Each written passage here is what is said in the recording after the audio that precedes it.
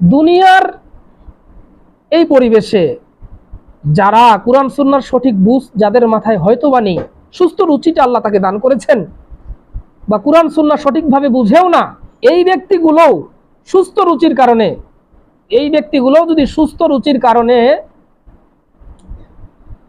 উত্তম আখলাকের, উত্তম চরিত্রের ব্যক্তিটার প্রশংসা করতে পারে, নবী আলাইহিস সালাতু ওয়াস সালাম কেন প্রশংসা করবেন না?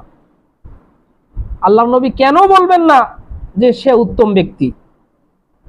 আল্লাহর নবীর চরিত্র কেমন ছিল? তোমরা একটা আয়াত পড়ো নাই?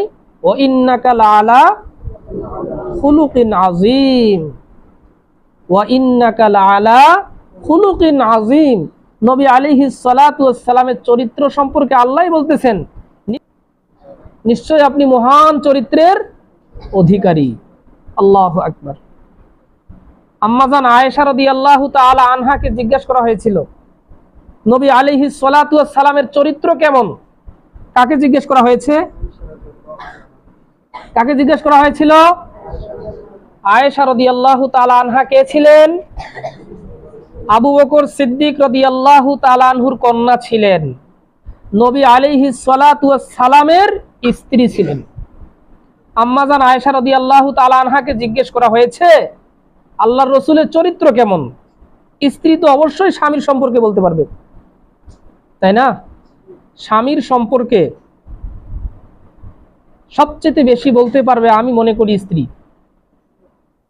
তো স্ত্রীকে আম্মাজান আয়েশা রাদিয়াল্লাহু তাআলা আনহাকে জিজ্ঞেস করা হয়েছে রাসূলুল্লাহ সাল্লাল্লাহু আলাইহি সাল্লামের চরিত্র কেমন? আম্মাজান আয়েশা রাদিয়াল্লাহু তাআলা আনহা উত্তরে বলতেছেন, কানা খুলুকুল কুরআন। আল্লাহর রাসূলের চরিত্র তো হচ্ছে কুরআন দ্বারা, রাসূল সাল্লাল্লাহু আলাইহি ওয়াসাল্লামের চরিত্র তো হচ্ছে কুরআনে যা বলা হয়েছে সেটাই রাসূলের চরিত্র। সুবহানাল্লাহি ওয়া বিহামদিহি। এজন্য আমরা চেষ্টা করব আমাদের চরিত্র অধিকতর ভালো করার। পারবো তো ইনশাআল্লাহ? পারবো তো ইনশাআল্লাহ?